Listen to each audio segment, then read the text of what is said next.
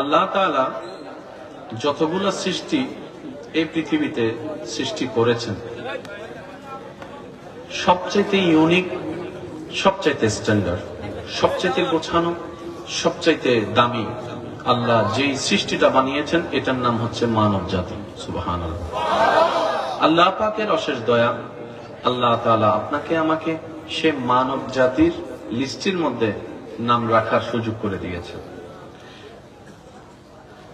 মানবের যে দেহর স্ট্রাকচার, পৃথিবীতে যত সৃষ্টি আছে, শিক্ষিত সমাজের ভাইয়েরা যারা স্কুল কলেজ ভার্সিটিতে পড়ছেন আপনারা বিশেষ মনোযোগ দিবেন।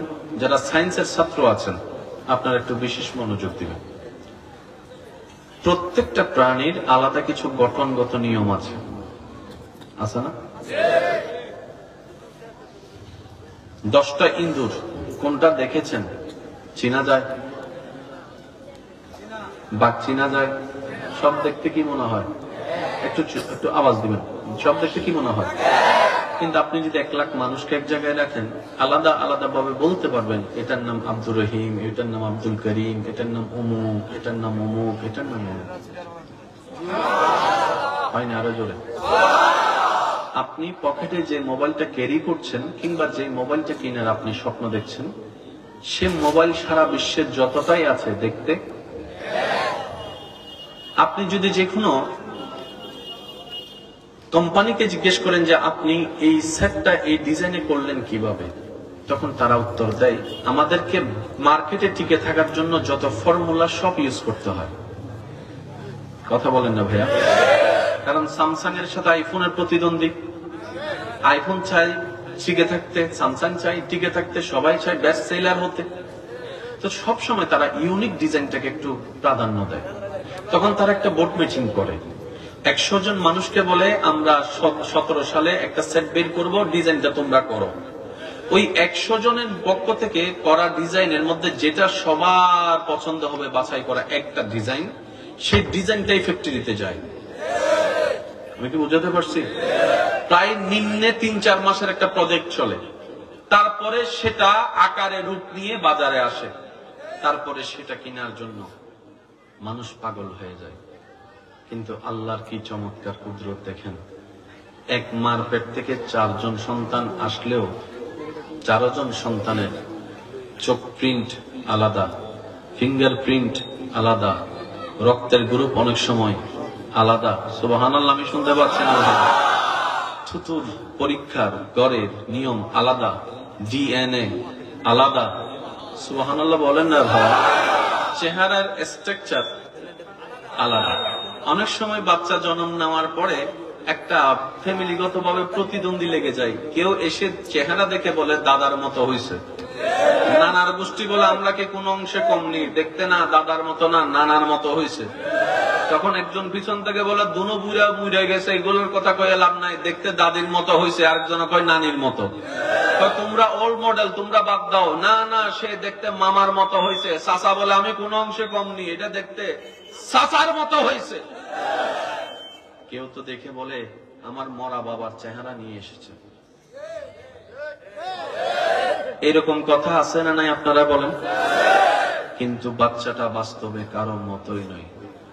বাচ্চাটা তার মতোই, তার ফিঙ্গার প্রিন্ট তার মতোই, তার আই প্রিন্ট তার মতোই। আর একটু জোরে বলতে হবে সুবহানাল্লাহ। এই পৃথিবীতে একটা ডিজাইন করতে যে কোনো কোম্পানির নিম্নে ফেলে দিলে বড় বড় ইঞ্জিনিয়ারদের 6 থেকে 7 মাস করে প্রতিষ্ঠান হয়, পরে ড্রয়িং হয় আগে। এই ড্রয়িংটা করতে করতে ইঞ্জিনিয়ার ভাইদের রাতের রাত কেটে যায়। কারণ এক একটা পিলার, এক একটা রড, এক একটা সুতা, এক একটা দূরত্ব এমন ভাবে সেটিং করতে হয়। আর যদি 19-20 হয়ে যায়, যে কোনো মুহূর্তে সেটা দুর্বলতার মধ্যে পড়ে রানা প্লাজার মতো ধ্বংস হয়ে যাওয়ার সম্ভাবনা থাকে, এত সুন্দর নিখুঁত করত, তারপরে কোন ইঞ্জিনিয়ারের পক্ষে সম্ভব নয়। কিন্তু রব যখন চায়, মায়ের পেটে 1,00,000 কোটি সন্তান একই সেকেন্ডে যদি সারা পৃথিবীতে হয়, সবার চোখ আলাদা, সবার চেহারা আলাদা, সবার চুল আলাদা, সবার হাত আলাদা, সবার আঙ্গুল আলাদা। আমি সুবহানাল্লাহ শুনতে পাচ্ছি না? সুবহানাল্লাহ। সবার হাতের রেখা আলাদা, সবার আপনার ফিঙ্গারপ্রিন্ট আলাদা, সবার পা আলাদা, সবার শরীর আলাদা, রক্তের গ্রুপও আলাদা। রব বলে এটাই তো তোদেরকে বুঝাতে চাই, এটাই তো দেখাতে চাই, এটাই তো শিখাতে চাই, তোদের একজন মালিক আছে যিনি চাইলে সব করে দিতে পারে, সেই আল্লাহর উপর ভরসা রাখার মতো ভরসা রাখ। আল্লাহু আকবার। উচ্চ আওয়াজ একবার বলি মারহাবা। সীমানা অতিক্রম করলে মহাকাশে যখন যাবেন আপনার শরীরে কোনো ভর থাকবে না, ভারী ভারী জিনিসও শূন্যের মধ্যে হালকা হয়ে ভাসতে থাকে। আমার যুবক ভাইদের আওয়াজ আছে একটু বলেন, ওখানে কোনো বাতাস, বলেন না, ওখানে কোনো বাতাস, ওখানে কোনো ওজন, ওখানে কোনো ভর, বড় বড় লোহা যদি ছেড়ে দেন মহাশূন্যে ভাসতে থাকে। এ কথা যারা একমত আছেন আওয়াজ দেন। এবার বলেন, একটা বিমান যখন মানুষ নিয়ে উঠে, আমি মনে বুঝাতে পারতেছি না আমার ভাইদেরকে, বিমানের আলাদা একটা ওজন আছে, কারণ সেটা তার ফোলা দিয়ে বানায় নাই। আর বিমানের মধ্যে যে তেল লোড করা হয়, তেলের ওজন আলাদা, সিটের ওজন আলাদা, বডির ওজন আলাদা, আবার সেই বিমানের লাকিসের ওজন আলাদা। মানুষ বসে যায় 200, 250, 300 জন। সেই বিমানটা যখন রানওয়েতে টেক অফের জন্য ইঞ্জিন স্টার্ট দেয়, আপনার প্রায় সময় দেখবেন ইঞ্জিন ততক্ষণ স্টার্ট দেয় না যতক্ষণ মানুষ থাকে, কারণ সেই ইঞ্জিনের এমন পাওয়ার দূরের মানুষটাকেও সেকেন্ডের ভিতর টেনে পাকার ভিতর ঢুকাইয়ে টুকরা টুকরা করে দিবে। সেজন্য রানওয়েতে যাওয়া পর্যন্ত সেই ইঞ্জিন, আসল ইঞ্জিন স্টার্ট দেয়। ওই ইউটিউবে ফেসবুকে ভিডিও দেখবেন, যখন টেক অফের ভিডিও গুলা দেয়, পুরা ক্লিয়ারেন্স হওয়ার পরে অনুমতি নেই যে আমরা টেক অফ করব কিনা। রাডার থেকে উত্তর দেয় আপনারা করতে পারবেন, দেন তারা ইঞ্জিন স্টার্ট দেয়, 2টা ইঞ্জিন কিংবা 4টা ইঞ্জিন একসাথে। সেকেন্ডে গতি বাড়তে থাকে, বাড়তে থাকে, বাড়তে থাকে, বাড়তে থাকে, বাড়তে থাকে। কিছু দূর যাওয়ার পরে, যারা বিমানে চড়েছেন তারা একটু আওয়াজ দিবেন, কিছু দূর যাওয়ার পরে সেটা যখন টেক অফ করে, মানবের শরীর পুরা হালকা হয়ে যায়। সুবহানাল্লাহ কি এখানে বলবেন না ঘরে যায় বলবেন? আরেকটু জোরে বলেন। ইঞ্জিনে বাতাসকে পিছন থেকে ধাক্কা দিচ্ছে, সামনে যাচ্ছে বুঝলাম, টেক অফ করলো তো করলো কিভাবে? যে কোনো এয়ারপোর্টের যে কোনো পাইলটকে জিজ্ঞেস করবেন বিমানের সবচেয়ে চ্যালেঞ্জিং মুহূর্ত কি, উনি বলবে 2টা, একটা হচ্ছে টেক অফ আর একটা হচ্ছে ল্যান্ডিং।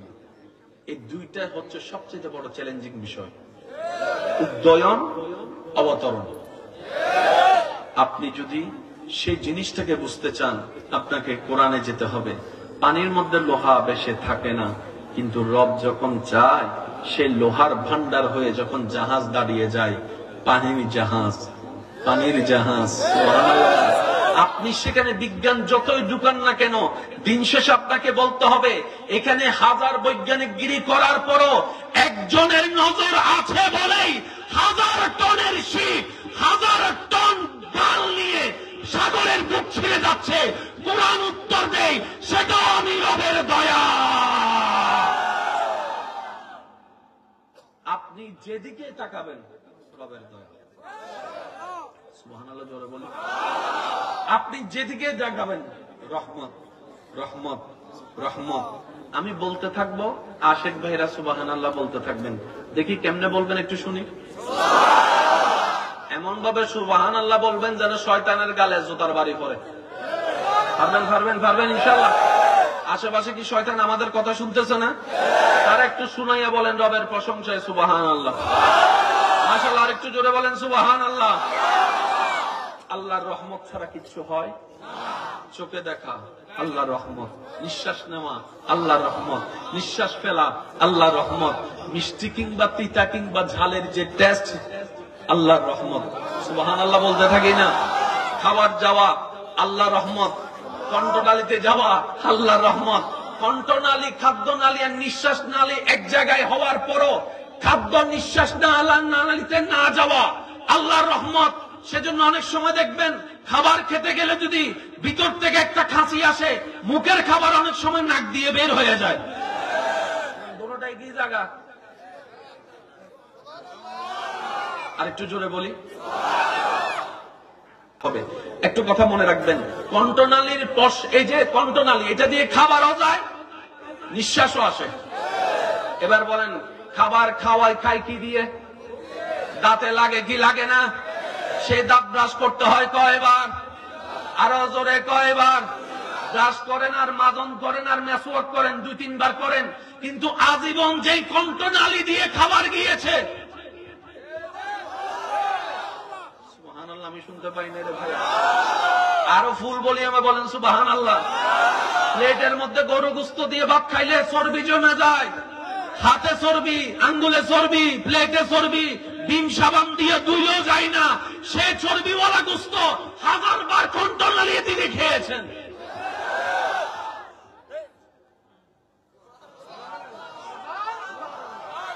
সেজন্য যারা স্রষ্টা খুঁজে পাই না, আমি তাদেরকে বলি, ভাই এত ঝগড়া তর্কের দরকার নাই, কারণ মানুষ তো মরেই যাবে, তর্ক থেকে যাবে, ঝগড়া থেকে যাবে, সবাই তো একদিন চলেই যাবে। আর তর্ক ঝগড়া এগুলো সময় নষ্ট ছাড়া কিছুই হয় না। আপনার এলাকায় যত মামলা আছে খবর নিয়ে দেখেন, মামলাতে সময় নষ্ট, জুতা নষ্ট, জুতার তলা নষ্ট, কালা চুল সাদা হওয়া ছাড়া, রাতের ঘুম হারাম হওয়া ছাড়া আহামরি কোনো লাভ, বলেন না ভাই, আহামরি কোনো লাভ। সেজন্য যারা স্রষ্টা খুঁজে পাই না, তাদের উদ্দেশ্যে ভাই হিসেবে আবদার করে বলি, ভাই আপনার বিজ্ঞানও খোঁজার দরকার নাই, ডানে বামে দেখারও দরকার নাই, সৌরজগতের গবেষণারও দরকার নাই, মহাবিশ্বের গবেষণার দরকার নাই। আয়নার সামনে দাঁড়িয়ে নিজেকে নিজে দেখতে থাকো আর ভাবতে থাকো, গবেষণা করো নিজেকে নিয়ে। তোমার মনে বলতে বাধ্য হবে একজন মালিক আছে, আছে, আছে। যজ্ঞের শুধু করো কে? উত্তর দিবে দিল থেকে, লা ইলাহা ইল্লাল্লাহ। চিৎকার দিয়ে বলেন সুবহান। মালিক একজন, মালিক একজন, সবাই বলেন না, মালিক একজন। চোখে দেখা রবের রহমত, নিঃশ্বাস নেওয়া রবের রহমত, নিঃশ্বাস ফেলা রবের রহমত, কণ্ঠনালী রবের রহমত, পাকস্থলী, সুবহানাল্লাহ, আমি শুনতে পাচ্ছি না তো, খাবার হজম হওয়া রবের রহমত, সেই খাবারটা রক্তের পার্টে যাওয়া রবের রহমত, সেই খাবার থেকে ক্যালসিয়াম হওয়া রবের রহমত, সেই খাবার থেকে শক্তি সঞ্চারণ হওয়া রবের রহমত, সেই খাবার থেকে আপনার বাথরুম হওয়া রবের রহমত, সেই খাবার থেকে আপনার শরীরে প্রোটিন তৈরি হওয়া রবের রহমত, শরীরের প্রত্যেকটা রগ রবের রহমত, সুবহানাল্লাহ, আমি শুনতে পাই না, হার্টের প্রত্যেকটা বিট রবের রহমত, শরীরের প্রত্যেকটা অঙ্গ রবের রহমত, হাত তোলা রবের রহমত, কাজ করা রবের রহমত, হাঁটতে পারা রবের রহমত, বসতে পারা রবের রহমত, হাঁটু ভাঙ্গা রবের রহমত, শুইতে পারা রবের রহমত, শুইতে পারা রবের রহমত, পানি খাওয়া রবের রহমত, চাষ করা রবের রহমত, বাতাসের চলা রবের রহমত,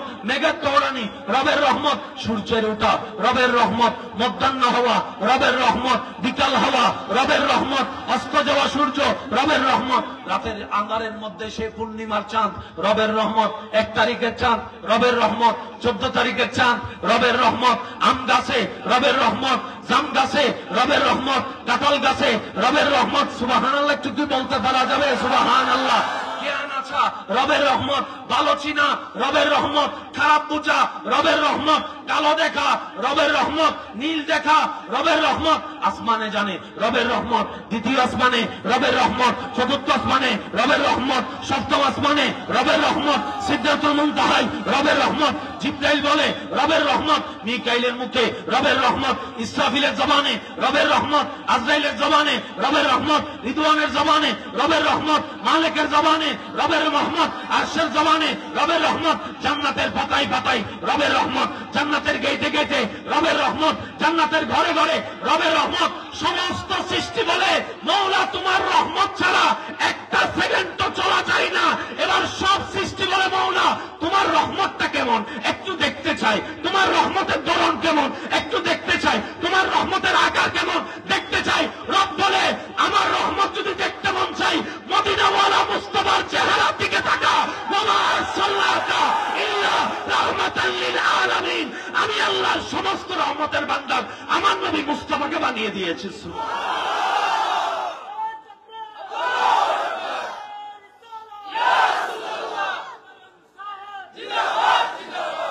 আওয়াজে বলেন সুবহানাল্লাহ।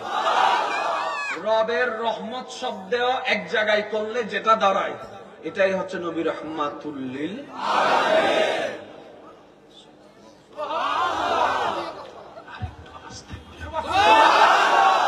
দুশমনে শুনে ফেললে আবার আপনাকে পিটাবে তো। অন্য নবীর উম্মতরা শুনলে আপনার পিঠ ভেঙে দিবে না, সেজন্য একটু আস্তে করে বলেন সুবহানাল্লাহ। একটু আস্তে করে বলেন। রহমত দুই প্রকার, এক রহমত বাইরে গেলেও জহমত, কমে গেলেও জহমত। চোখে দেখা কি রহমত, পাওয়ার বাইরে গেলে, চোখের পাওয়ার বাইরে গেলে ডাক্তার কম আইনে চশমা লাগা, পাওয়ার কমে গেলে ডাক্তার কয় ফ্লাস লাগা। কিছু কিছু চশমায় দেখবেন উপরের গ্লাস একরকম, নিচের জায়গায় একটু গোল করে আরেক রকম। কিছু রহমত বাইরে গেল জামিলা, কমে গেল জামিলা। সূর্যের আলো যদি বাইরে যায়, রহমত না জামিলা এটা না কইবেন। সূর্যের তাপ যদি বাইরে যায়, জামিলা কর না। সূর্যের তাপ যদি কমে যায়, সাগরের পানি যদি সব বাইরে যায়, সব কমে যায়। নদীর পানি যদি কমে যায়, বাতাস যদি বাইরে যায়, বাতাস যদি কমে যায়। এক ধরনের রহমত, বাইরে গেল প্রবলেম, কমে গেল প্রবলেম। আল্লাহ তোমার নবী কেমন রহমত? আল্লাহ তাআলা বলে আমার নবী এমন রহমত যে আপনার উপরও তো রহমত করে করে যারা দুশমন নবীকে কষ্ট দিয়েছে, তায়েফের ময়দানে রক্ত ঝরিয়েছে, আমার নবী তাদের পক্ষ হয়ে দোয়া করেছে, দোয়া করেছে, দোয়া। এই রহমত সবার। এখানে একটা কথা মনে রাখবেন, উলামায়ে কেরামের দোয়া নিয়ে বলার চেষ্টা করছি। ইসলাম আমাদের নয় শুধু, ইসলাম সবার। কোরআন শুধু আমাদের নয়, কোরআন নিয়েছে, আমরা রাহমাতুল লিল আলামিন হিসেবে কবুল করে নিয়েছি। বুঝাতে পারছি? আল্লাহ ইসলাম সবাইকে দিয়েছেন। আজকে এর থেকে আপনার কোন একটা দুশমন যদি, অন্য ধর্মের মানুষ যদি, যে আপনার দুই যুগের দুশমন, সে যদি কালিমা পড়তে আসে আপনার হুজুরের কাছে, আপনি কি বলবেন হুজুর আমার দুশমন, কালিমা পড়াইন না? বলা যাবে? আচ্ছা, সে যদি রাতে 3টা বাজে ইসলাম ধর্মে আসতে চায়, পারবে? কিছু কথা বলে না। যদি 4টা বাজে আসতে চায়, পারবে? ভোর সকাল আসতে চায়, পারবে? কারণ ইসলামটা সবার। ইসলাম, কোরআন, আল্লাহ, নবী রাহমাতুল লিল আলামিন, ওরা গ্রহণ করেনি, আমরা, সেজন্য আমরা মুসলমান। পিছন পর্যন্ত একবার ফুল বলিয়ে বলেন সুবহানাল্লাহ। তাহলে কিছু রহমত বাইরে গেল জামিলা, বাইরে গেল পরীক্ষা, কমে গেল পরীক্ষা। সেজন্য বলি, যাদেরকে আল্লাহ চলার মতো, চলার চাইতে বেশি সম্পদ দিয়েছেন, ওনাদের বেশি খুশি হওয়ার সুযোগ নেই যে আল্লাহ আমাকে পছন্দ করে হয়তো সেজন্য সম্পদ বাড়াই দিয়েছে। আর যাদের খাওয়ার টাকা নেই, তাদের মন খারাপের কোনো সুযোগ নেই যে আল্লাহ আমাকে দেখতে পারে না হয়তো সেজন্য গরিব বানাইছে না। যার কিছু নাই সেও পরীক্ষায় আছে, যার অনেক কিছু আছে সে আরো মহা পরীক্ষায় আছে।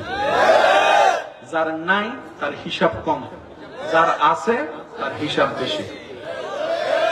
যার নাই বলে আজকে দুনিয়াতে মন খারাপ করছে, সে হাসরের ময়দানে আছে ওয়ালাদের অবস্থা দেখে আল্লাহর দরবারে সিজদায় পড়ে বলবা যে আল্লাহ তোমার দরবারে লক্ষ শুকরিয়া যে তুমি আমারে দাও নাই, তুমি আমারে বেশি দাও নাই, তুমি আমাকে অতিরিক্ত দাও নাই। অতিরিক্ত দিলে আজকে ওনাদের মতো আমাকে লাইনের মধ্যে দাঁড়াইয়া মিসকালা যাররা, যাররা যাররা হিসাব দিতে দিতে আমার সেই পায়ের নিচে থাকা আমার সেই কঠিন অবস্থা, সূর্যের সে তাপ আমার সহ্য করা লাগতো।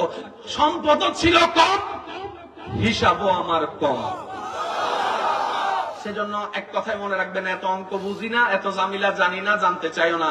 আল্লাহ যখন যেটা করেন বান্দার ভালোর জন্য করেন। একটু সবাই বলবেন, আল্লাহ যখন যেটা করেন বান্দার। আল্লাহ তাআলা দিল আলহামদুলিল্লাহ। পিছনের ভাইদের আওয়াজটা একটু বড় লাগবে। আল্লাহ তাআলা আমাদেরকে দিল আলহামদুলিল্লাহ। কারণ এই পর্যন্ত যা আল্লাহ দিয়েছেন আমরা পেয়েছি, একটাও আমাদের অর্জন নয়, সব আল্লাহর দয়া। আল্লাহ দয়া করে ভিক্ষা দিয়েছেন, আর ভিক্ষুকের কাজ হচ্ছে ভিক্ষা পাওয়ার পরে শুকরিয়া করা। নাক ছিটকানো ভিক্ষুকের কাজ নয়, কথা বলেন ঠিক কিনা? মাত্রা মাফিক যদি আল্লাহ দেওয়া শুরু করে, আপনারটা আমি জানি না, আমি জিরো, আমি পাইতাম না কিছু। বুঝতে পারছি আমি কথা? আল্লাহ যদি কোয়ালিটি অনুযায়ী দেওয়া শুরু করে, যে পরিশ্রম যদ্দুর ইবাদত যদ্দুর করে দি মদ্দুর হইছে, তাহলে হিসাব আল্লাহ সেই হিসাব নেয় নাই বলে ফজরের নামাজ না পড়ার পরও আপনি ফজরে ঘুম থেকে ওঠার আগে আপনার নাস্তা টেবিলে থাকে। সুবহানাল্লাহ কি বলা যাবে? আল্লাহ যদি নামাজের হিসাব করে খাবার দিতেন, কথা বলেন কথা বলেন কথা বলেন, খাওয়ার কোন সুযোগ, সেজন্য ওনার একটা নাম হচ্ছে রহমান। রহমান কাকে বলে? যিনি আপনাকেও দেয়, পরকেও দেয়, বন্ধুকেও দেয়, দুশ্মনকেও দেয়, ওনার নাম রহমান। আর আনার রহিম, রব বলছে আমানার রহিম ফিল আখিরাহ, আর আমি আল্লাহ রহিম হব শুধুমাত্র আমার প্রেমিকদেরকে হাসরের ময়দানে কঠিন বিচার থেকে বাঁচিয়ে জাহান্নাম থেকে জান্নাতে দেওয়ার জন্য। এখন এই রহিম সাথে রাসূলের ওই হাদিসটা মিলালেই যোগে যোগে মিল হয়ে যাবে। নবীজি বলছেন আল্লাহর কাছে 100টা রহমত, 100 রহমতের ভিতর আল্লাহ 99 রহমত নিজের কাছে রেখে দিয়েছেন, শুধু একটা রহমতকে সৃষ্টির মধ্যে উন্মুক্ত করে দিয়েছেন। সেই রহমতের এমন পাওয়ার, এই যে তোমরা দেখো অবুজ অবুজ পশু প্রাণী পাখিগুলা পর্যন্ত বাচ্চাদের জন্য মায়া করে, ওটা ওই একটা রহমতের ছায়া মাত্র। এইরকম আরো 99 ভাগ রহমত আল্লাহ হাসরের ময়দানের জন্য স্টক করে রেখেছেন। নবীজি বলে, সাহাবা বলে, ইয়া রাসূলুল্লাহ, ওই 99 ভাগ 1 ভাগ রহমতের যদি এই অবস্থা হয়, 99 ভাগ রহমতের অবস্থা জানি কেমন হবে। আল্লাহ কেন রেখেছেন? বলে যে গুনাহগার বান্দাদেরকে জাহান্নামী থেকে জান্নাতি করার জন্য, জান্নাতি করার জন্য, জান্নাতি করার জন্য। মনে রাখবেন ভাইয়েরা, যে মা জন্ম দেয় মাত্র 9 মাস পেটে রাখে, সে মা কখনো পছন্দ করে না আমার চোখের সামনে কেউ আমার কালিজার টুকরাকে আগুনের মধ্যে ফেলুক, কোনো মা সেটা সহ্য করতে পারে না। তাহলে যেই মা পেটে রাখার কারণে আপনার প্রতি এত মায়া, সে মায়ের চাইতে বেশি মায়া তো আপনাকে আপনার আল্লাহ করে, আপনার রব করে। আপনার মা তো মায়ের পেট থেকে আসার পরে খাওয়াচ্ছে, বুকের দুধটা শুধু মুখে লাগিয়ে দিয়েছে, সেই দুধের ব্যবস্থা যিনি করেছেন তিনি তো আপনার রব, তিনি তো রব্বুল আলামিন। সুবহানাল্লাহ। সেজন্য আল্লাহ চাই প্রত্যেকটা বান্দা জান্নাতে যাক। সুবহানাল্লাহ কি বলা যাবে? একটা মজার কথা শুনেন, আল্লাহ চাই, স্রষ্টা চাই আপনি জান্নাতে যান, কিন্তু আপনার স্বাস্থ্য ভাই জাত্য ভাই চাই আপনি জাহান্নামে যান। বুঝতে পারিনি মনে কথা? আপনার রব চাই আপনি জান্নাতে যান, কিন্তু আপনার দোষ মনে চাই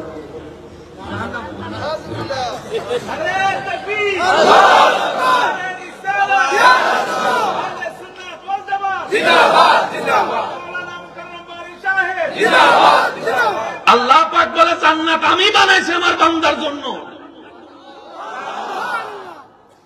তুই তারা জাহান্নামে ঠেলাস না। আল্লাহ তার আমি পছন্দ করি না, সেজন্য তো তোর পছন্দ তোর কাছে না রাখবি, এখানে আমার ঢুকাস কিনলে। জান্নাত পাওয়া একদম সহজ।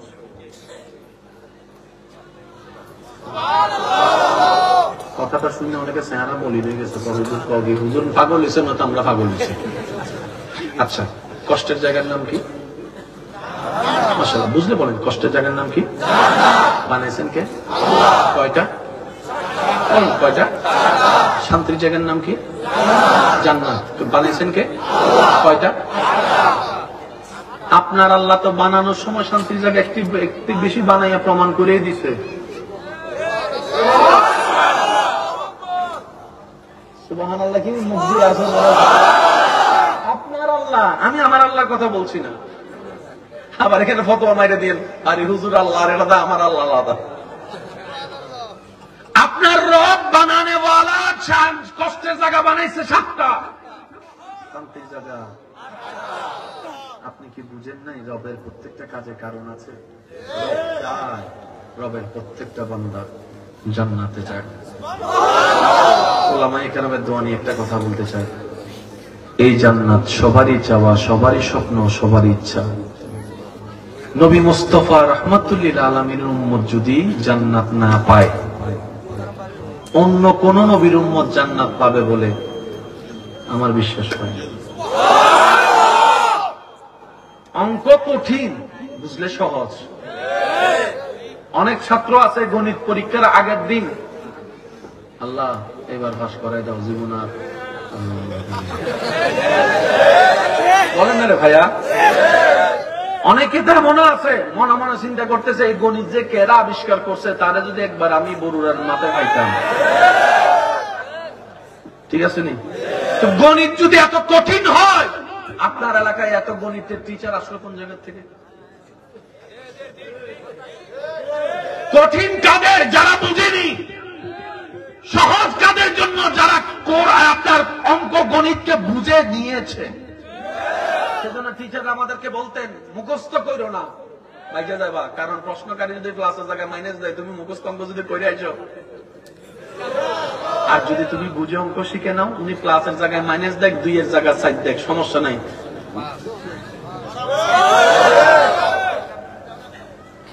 সত্যি করে একটা কথা বলেন, নামাজ কয় ওয়াক্ত ফরজ? একটু সবাই বলি। ওলামা এখানে আমার একটু দোয়া চাচ্ছি, বিশেষ খাস দোয়া, সবার দোয়া চাচ্ছি। নামাজ কয় ওয়াক্ত? পড়লে সওয়াব আছে না নাই? পড়লে জান্নাত আছে না নাই? না পড়লে মাইরা আছে না নাই? না পড়লে জাহান্নাম আছে না নাই? জানে না কে? বলেন জানে না কে? তাহলে কেন 5 ওয়াক্ত নামাজে মসজিদে মুসল্লি খালি? জানে না, জানে না, 5 ওয়াক্ত জানে না, পড়লে লাভ আছে জানে না। শুনেন, এই প্যাঁচ এই জায়গায় জাননেওয়ালা আলাদা, বুঝনেওয়ালা আলাদা। ক্লাস 9-এ অনেক ছাত্র এসে প্যারাগ্রাফ মুখস্থ করে 10-10 নাম্বার নিছে, এমন ছাত্র এখানে আছে। ইন্টারে উঠার পর তারা জিজ্ঞেস করেন, তো চাই আমাকে একটু ওই জ্ঞাটা কত, জানি ভাই বোর্ডটা একটু কত।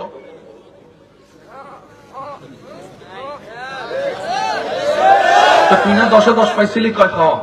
তো এখন গেল কই? লেখার জন্য শিখছি, লেখাও শেষ। আর যে ভোকাবুলারি জানে, গ্রামার জানে, আইএনজির সিস্টেম জানে, ভাউলের সিস্টেম জানে, যে ওয়ার্ড মুখস্থ জানে, যে ডিকশনারি কিছু শব্দ জানে, সে মোটামুটি অন্যের জায়গা থেকে 2 মিনিট বেশি লাগলে হলো বানায় বানায় হলো জার্নি বাই বোর্ড লিখে ফেলতে পারবে, কারণ সে সূত্রটা শিখে গিয়েছে। এবার আওয়াজ দিয়ে বলেন, এটা কোরআন জানে না কে? সবাই জানে। পড়লে সওয়াব জানে না কে? সবাই জানে। জানলাম তো কোরআন, বুঝছি কোরআন, কোরআন বুঝছি। কোরআন বুঝলে নাসার রাস্তা তার আগের নাম আবিষ্কার করে, আমরা না করি। আমার কথা বুঝতেছেন না? এই যে বড় বড় গ্রহ নক্ষত্র আবিষ্কার করতেছে, সবকিছু থিওরি তো। আপনি আমি কোরআন খুলি 2 কারণে, বিয়াদবি মাফ করবেন, হয়তো সওয়াব কামানোর জন্য, না হয় কেডা কি ভুল কইছে এটা ধরার জন্য, গবেষণার জন্য কোরআন আমরা খুলতে পারি। শুধু আমি আপনাদেরকে ছোট্ট একটা উদাহরণ দিই। আল্লাহর ভয়, নবীর প্রেম, আদব আর কোরআন, এই 3টা জিনিস নেওয়ার মতো নিয়ে আপনি পৃথিবীর যে কোনো জায়গায় যেতেও পারবেন, 1000 প্রশ্ন শুনে উত্তর দিয়ে মাথা উঁচু করে আবার আসতেও পারবেন। এটার নাম কোরআন। বিজ্ঞানের দৌড় যেখানে গিয়ে শেষ, সেখান থেকে কোরআন মাত্র কথা বলা শুরু করে সুবহান। এখন আমরা কোথায় বসে আছি ভাইয়া? একটু বলি না, মাটিতে। কোথায় কোথায়? এটা কি বক্স বলে? এটা কি? এই কয় কোণা? এটার একটা মিডল পয়েন্ট আছে না নাই? এটা কি মিডল পয়েন্ট? এই পাশ থেকে এই পাশে হিসাব করলে মিডল পয়েন্ট এটা। কিন্তু আপনি যদি সব জায়গার মিডল পয়েন্ট খুঁজেন, এটা রাইট, এটা মিডল পয়েন্ট, এটা মিডল পয়েন্ট, এটা মিডল পয়েন্ট। জোরে বলেন, এটা মিডল পয়েন্ট, এটা এটা মিডল পয়েন্ট, এটা মিডল পয়েন্ট। এই পৃথিবী কি সমতল না গোল? এই পৃথিবী হচ্ছে, মনে করেন, এটার মতো গোল। এটার মাঝখান আছে না? বলেন না, মাঝখান আছে না? আপনি এই যে পৃথিবীতে বসে আছেন মাটিতে, লোড নেওয়ার জন্য নিচে অনেক শক্তিশালী বিম লাগে। সেজন্য আপনাদের, এটা কি মসজিদ না? এটা যারা বানাইছে তাদেরকে জিজ্ঞেস করেন, এখানে বানানোর আগে নিচে খাওয়াইছে ভালো করে? খাওয়াইছে নি? পাইলিং করছে। নিচে যত মজবুত উপরে তত জিনিস ভারী জিনিস রাখা যায়, এটাই বাস্তবতা। এতগুলো মানুষ যদি স্টেজে আসে স্টেজ ভেঙে যাবে, কিন্তু মাটিতে বসে আছেন, মাটিতে দোষছে না, ব্যাপার কি? মাটির নিচে তো অনেক নিচে অনেক শক্তিশালী লোহা থাকতে পারে, চলেন একটু পুড়ে দেখি। 2 হাত 5 হাত 10 হাত নিচে যাওয়ার পরে দেখবেন ভিজা ভিজা মাটি লাগবে। আর যখন করতে থাকবেন দেখবেন যে বালি বালি পানি আসবে, তারা করতে থাকবেন দেখবেন যে পরিষ্কার পানি আসবে। পরিষ্কার পানি আসাই প্রমাণ করে সেখানে আর কোনো মাটি বালি। এবার বলেন আপনারা সবাই বসে আছেন কিসের উপর? মাটি নিচে।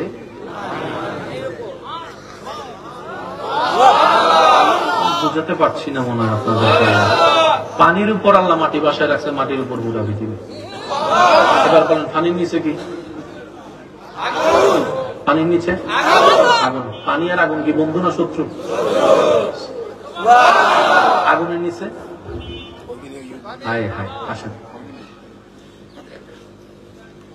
পৃথিবীর ঠিক মাঝখান পর্যন্ত যদি আপনি যান, পুরা পৃথিবীর ঠিক মাঝখানে, বিজ্ঞানীরা বলছে এখান থেকে যদি খনন করা শুরু করে আমরা ওদিকে আমেরিকা থেকে বের হতে পারি কিনা একটু দেখি। যাইতে যাইতে দেখে আর মেশিন কাজ করে না, ব্যাপার কি? বলে যে সেখানে পুরা লোহার লেয়ার, সেটা অতিক্রম করা আমাদের পক্ষে সম্ভব। বিজ্ঞানীদের পরামর্শ পৃথিবীর ঠিক মাঝখানে কি লোহা। বলেন কি? একটু সবাই বলি, আরো জোরে বলি, আরো জোরে। আর মনে রাখবেন লোহাটা কোন পৃথিবীর সৃষ্টি নয়, এটা আসমান থেকে আসা নিয়ামত। পৃথিবীর কেউ লোহা বানাতে পারবে না। লোহা বানাতে, সত্যিকার লোহা বানাতে যে আগুনের দরকার, সেই আগুনের তাপ পৃথিবীতে নেই। এটা আপনারা একটু অ্যানালাইসিস করে দেখলে বুঝতে পারবেন। এবার বলেন পৃথিবীর ঠিক মাঝখানে কি লোহা? বলেন নাকি? আরো জোরে, লোহা। এই কোরআনের মধ্যে সব আছে না নাই? এই কোরআনের সূরা কয়টা? জোরে বলেন কয়টা? 114টা সূরা। ঠিক মাঝখানে 2 ভাগ করলে কত হয়? 114কে 2 ভাগ করলে জোরে বলেন, আরো জোরে, আরো জোরে। 57। 57 কত? কে কে একমত? 57 কে কে একমত? 57 বলছি আমি, ঠিক আছে? কত লম্বা? 57। সূরার নাম কি? সূরা হাদীদ। সুবহানাল্লাহ করে যায়। হাদীদ মানে লোহা। হাদীদ মানে কি? হাদীদ মানে কি? হাদীদ মানে কি? আল্লাহ 56 নম্বরও দেয় নাই, 63 নম্বরও দেয় নাই, 60 নম্বরও দেয় নাই, 57 নম্বরে দিয়েছেন হাদীদ নম্বর সূরা। আল্লাহ ব্যাপার কি? রব বলে যে বিজ্ঞান উন্নত হবে, তোরা গবেষণা করে পাবি পৃথিবীর মাঝখানে লোহা। আর সেই পৃথিবীর সাম্রাজ্যের সমস্ত কিতাবের শ্রেষ্ঠ কিতাব কোরআন, কোরআনের 57 নম্বর সূরা আমি লোহার নামে দিয়ে দিয়েছি, লোহার নামে দিয়ে দিয়েছি, লোহার নামে দিয়ে দিয়েছি। সুবহানাল্লাহ। আফসোস আমাদের জন্য, আমরা নেওয়ার মতো কিচ্ছু নিতে জানি না।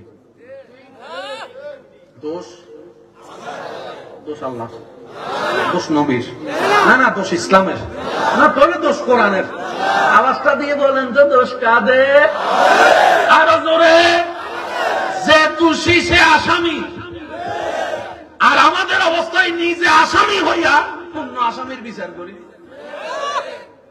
নিজে কি কথা বলে? নিজে কি বিচার করি আরেক আসামির। এমন ভাবে বিচার করি মনে হয় আমি জান্নাত পেয়ে গেছি। সেজন্য নিজের পায়ে আমরা নিজে কুড়াল মারি। আজকের এই আয়োজন থেকে যেন আমরা একটুখানি হলো আদব শিখে যেতে পারি। বিশ্বাস করেন ভাই, সিজদা কতটা ডাজন্ট ম্যাটার, কত রাকাত করেছেন ডাজন্ট ম্যাটার। আল্লাহ সবচেয়ে যে 2টা জিনিস দেখে, এটার নাম হচ্ছে, একটার নাম আদব, একটার নাম মুহাব্বত। আপনি একটা সিজদা দেন, এই 2টা কোয়ালিটিকে সাথে নিয়ে দেন, আদবও থাকবে, মুহাব্বতও থাকবে। সুবহানাল্লাহ কি মুখ দিয়ে আসে না? আর একটু জোরে বলা যায় না? ফুল ভলিউমে একবার বলেন সুবহানাল্লাহ।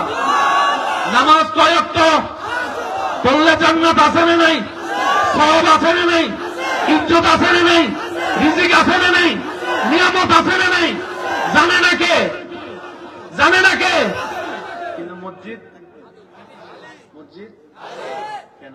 শুনেন, যারা নামাজ জেনেছে 5 ওয়াক্ত, তাদেরকে শুক্রবারের সারা টানলো মসজিদে। বুঝতেছেন আমার কথা? শুক্রবারে আসো, সবার শেষে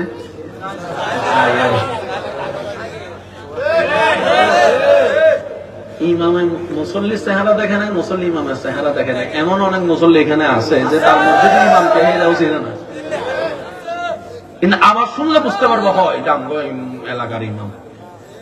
বুঝতে পারছি? টানলো মসজিদে আনা। আর যারা একবার নামাজ বুঝে ফেলেছে, কারবালার হাজার তীরের মাঝখানে দাঁড়িয়েও নামাজে দাঁড়িয়ে গিয়েছে,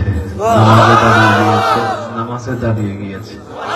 যারা একবার নামাজ বুঝে ফেলেছে, তৃষ্ণার্ত বুক নিয়েও রবের দরবারে সিজদা দিতে কিট্টামি করে নাই, কিট্টামি করে নাই, কিট্টামি করে নাই। যারা নামাজ একবার বুঝার মতো বুঝে ফেলেছে, বাবা হয়েও 6 মাসের শিশু আলী আসগরের কণ্ঠনালী দিয়ে তীর ঢুকে রক্তাক্ত নিতর সন্তানের দেহ দেখার পর রবের দরবারে শুকরিয়ার সিজদা দিতে বলে নাই, সিজদা দিতে বলে নাই, সিজদা দিতে বলে নাই। বুঝনেওয়ালা আলাদা, জাননেওয়ালা আলাদা। আর মনে রাখবেন, সংসার ভাঙে বুঝের অভাবে, বন্ধুত্ব ভাঙে বুঝের অভাবে, পড়ালেখায় ফেল মারে বুঝের অভাবে, এবাদত বুকের মধ্যে আল্লাহ ছুঁড়ে মারবে বুঝের অভাবে। মাথায় রাখবেন, দোষ অন্যের ধরছেন অনেকদিন, এবার নিজের দোষ ধরা শুরু করেন। এমনও হতে পারে আল্লাহ আপনার সারা জীবনের গুনাহ মাফ করে আপনাকে আব্দুল্লাহ থেকে বলি আল্লাহ বানাই দিতে পারে। কাক নসিব আছে শুনেন, আল্লাহ প্রত্যেকটা কাজে কারণ আছে, এমনি এমনি কোনো কিছু করেনি। গোবরের উপরে কিছু পোকা পড়ে না, দেখছেন নি? সেই পোকার কাজ কি? আল্লাহ তো সৃষ্টি, আর আল্লাহ বলে যে আমি হয়তো কিছু সৃষ্টি। এই যে গোবরের উপর পোকা পড়ে, এই পোকার কাজটা কি আজকে থেকে গবেষণা করেন, তারপরে বুঝতে পারবেন এই ছোট্ট পোকার যদি এত বিশাল কাজ থাকে, আপনি তো আশরাফুল মখলুকাত। আমরা দেখি কি দিয়ে? একটু জোরে বলি কি দিয়ে?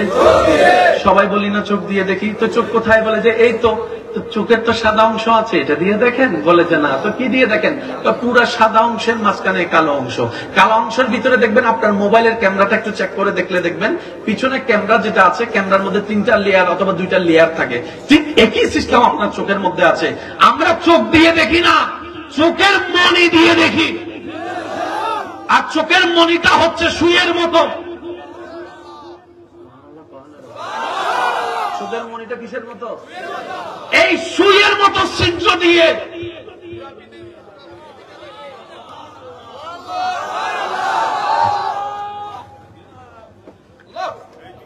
ক্যামেরার দাম বাড়ে, মোবাইলের দাম বাড়ে, যতগুলা কারণ, তার মধ্যে একটা কারণ হচ্ছে মেগাপিক্সেল। যুবকরা আওয়াজ দেন। আইফোন 15, 16 আমাদেরকে বোকা বানাইতেছে, আর কিচ্ছু না, শুধু 2-3 মেগাপিক্সেল বাড়াই দিয়া। আর আমার ছেলে ভাইয়েরাও, মেয়ে ভাই বোনেরাও না বুঝা কয় কিডনি বেচালামো, আম্মা মোবাইল দিলে দেন, নাইলে সুইসাইড করবো। আজীব ব্যাপার, আজীব ব্যাপার। আমাদেরকে আল্লাহ একটু বুঝার তৌফিক দান করুন। এই মোবাইলের মধ্যে সর্বোচ্চ ক্যামেরা কত মেগাপিক্সেল? 48 নাকি 50, 60, 70, 80, 90, 100 দেখুন। আল্লাহ তাআলা আপনাকে যে চোখ দিয়েছেন, সেই চোখের মেগাপিক্সেল হচ্ছে 560-এর উপরে।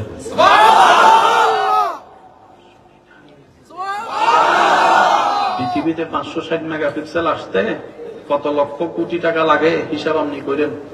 560 হিসাব আপনি লাগাইন। আপনি যখন ক্যামেরা দিয়ে বিমানের ছবি তোলেন, আপনাকে আর উইথাউট জুম আপনি এখান থেকে বৈশাখ ডাইরেক্ট 36,000 ফিট উপরে।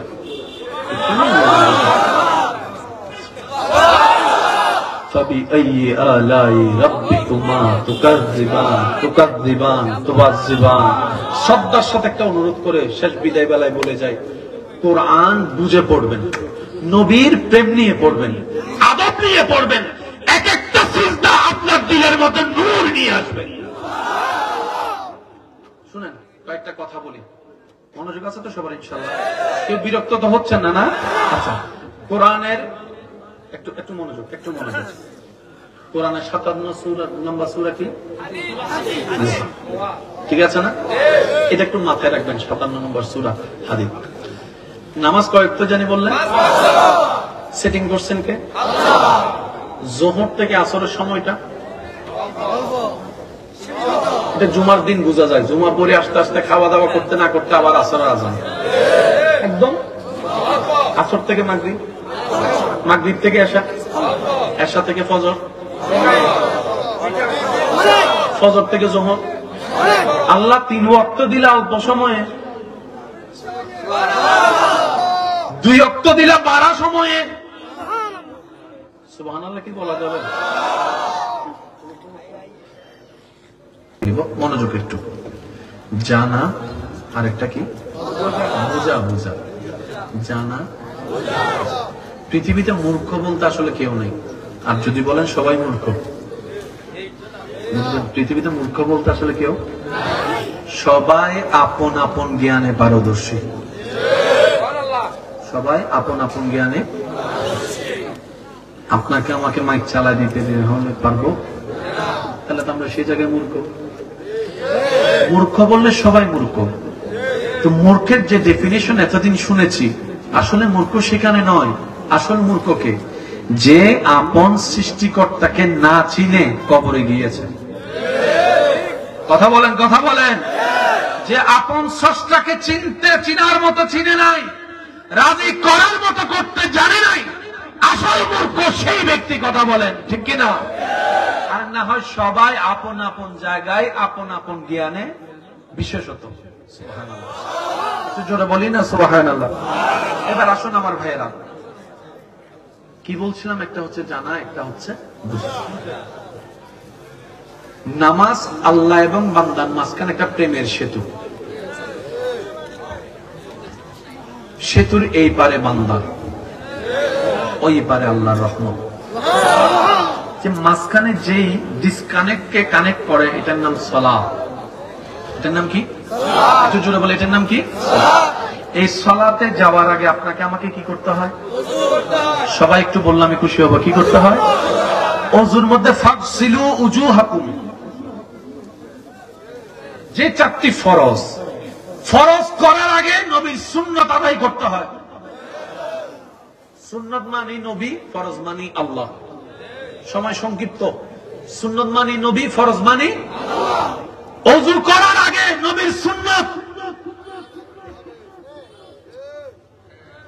নবীর সুন্নাত শেষ হওয়ার পরে রব বলে যে এটা আমার কর, আমারটা শুরু কর। ঠিক একই সিস্টেমটা আপনি নামাজে যান, ফজরের নামাজ 4 রাকাত, 2 রাকাত সুন্নাত আগে, 2 রাকাত ফরজ পরে। সুবহানাল্লাহ একটু। আচ্ছা, এই যে ডিজাইন গুলো কে করছেন আপনার জানা মতে? আল্লাহ কি না জেনে করছেন? কারণ ছাড়া করছেন? হ্যাঁ, মাশাআল্লাহ। অনেক সময় আলেমদের জবানে শুনেছেন আল্লাহ তাআলা হাসরের ময়দানে অনেক নামাজের নামাজকে মুখের উপর ছুঁড়ে মারবেন। তো যাদের নামাজ মুখে ছুঁড়ে মারবেন, উনিও তো জান্নাত পাওয়ার আশায় নামাজটা পড়েছিলেন, যেমন আপনি আমি পড়ছি। এখন আপনার নামাজ, আমার নামাজ কি ওই নামাজের দলে চলে গেল কিনা সেটাও তো একটু দেখতে হবে। কারণ সেখানে গিয়ে যদি দেখি ফিরে আসার তো ব্যাক গিয়ার দেওয়ার কোন সুযোগ। একটু মেহেরবানি, আমি সবার মনোযোগ চাচ্ছি, সবার মনোযোগ চাচ্ছি। ফজরের নামাজ 2 রাকাত ফরজের আগে 2 রাকাত, জোহরের 4 রাকাত ফরজের আগে 4 রাকাত, আসরের 4 রাকাত ফরজের আগে 4 রাকাত, এশারের 4 রাকাত ফরজের আগে 4 রাকাত, মাগরিবের 3 রাকাত ফরজের আগে 2 রাকাত। প্রত্যেক ওয়াক্তে সুন্নত আগে, একটা ওয়াক্তে আল্লাহ সুন্নত আগে রাখে নাই। ফুল ভলিউম, আর একটু জোরে। এবার আসেন, ফজরের নামাজ জোর না বেজোর? জোহরের নামাজ, আসরের নামাজ, এশারের নামাজ, মাগরিবের নামাজ, 4 ওয়াক্ত জোর, 1 ওয়াক্ত বেজোর। কোন সেই ওয়াক্ত যে ওয়াক্তের আগে সুন্নত নাই? আরেকটু জোরে, আরেকটু জোরে। রুকুতে আজিম, সিজদায় আলা। আজিমও তো রবের, আলাও তো রবের। রুকুতে আজিম হলো কেন, সিজদায় কেন হলো আলা? সুবহানাল্লাহ। আরো জোর, আরো জোর, আরো জোর। মাইকের আওয়াজ এই মুহূর্তে যত দূর যাচ্ছে, যে যেখান থেকে শুনতে পাচ্ছেন, গভীর মনোযোগ।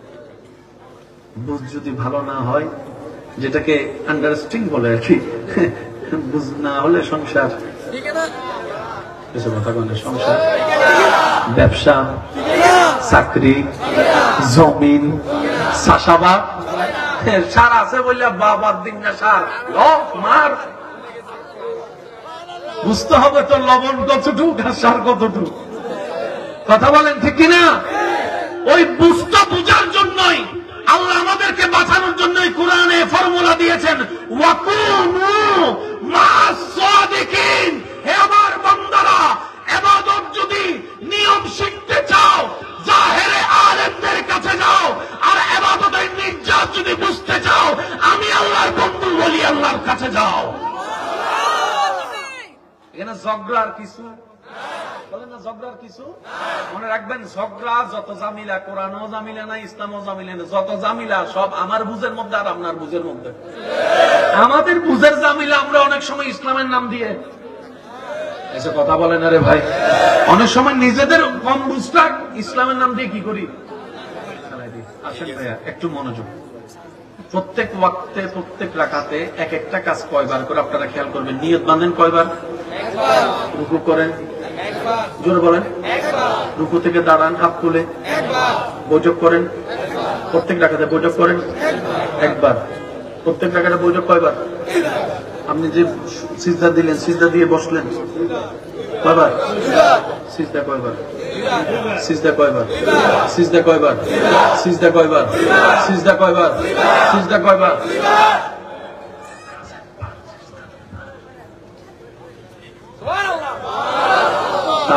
সিজদা এক নয়, প্রথম সিজদা সামি আল্লাহু লিমান হামিদা। দাঁড়ালেন, আল্লাহু আকবার, ডাইরেক্ট। দ্বিতীয় সিজদা আল্লাহু আকবার, বসলেন আল্লাহু আকবার। প্রথম সিজদা দাঁড়ানো থেকে ডাইরেক্ট, দ্বিতীয় সিজদা বৈঠক থেকে সিজদা। আমি কি বুঝাতে পারছি? সেজন্য সফলতা যদি চান দুনিয়া এবং আখিরাতে, একটা আবদার করে কথা বলে চাই। কারণ আমাদের বেশিরভাগ যা যতটুকু আমল যারাই করছি, যতটুকুই করছি, আমরা নিজেদের আমল নিজেরাই ধ্বংস করে ফেলি, অন্যের নামে গীবত করে করে, অন্যের নামে দোষ খুঁজতে খুঁজতে। ওয়াইলুল লিকুল্লি হুমাযাতিল লুমাযা। আমাদের সবচেয়ে বড় দুশমন হচ্ছে, একটু জোরে বলি না, সেজন্য নবী বলেছেন কুফা হাযা, এটাকে একটু কন্ট্রোল করার চেষ্টা করো। সেজন্য মনে রাখবেন, দোষ ধরবেন নিজের, অন্যের করবেন প্রশংসা। সুবহানাল্লাহ বলবেন না? দোষ ধরবেন নিজে, অন্যের করবেন প্রশংসা। আপনি আল্লাহর বান্দার দোষ গোপন করবেন, ওই বান্দার রব আপনার দোষকে গোপন করে রাখবে। সুবহানাল্লাহ। আপনি আল্লাহর বান্দার মুখে হাসি ফুটান, ওই বান্দার আল্লাহ আপনার জীবনে হাসি ফুটাবে। আপনি আল্লাহর বান্দার জীবন সহজ করেন, ওই বান্দার আল্লাহ আপনার জীবনকে সহজ করবে। আপনি অন্যের জীবনকে আনন্দময় করেন, ওনার আল্লাহ খুশি হলে আপনাকে জান্নাতের ঘরের আনন্দ দান করে দিবেন।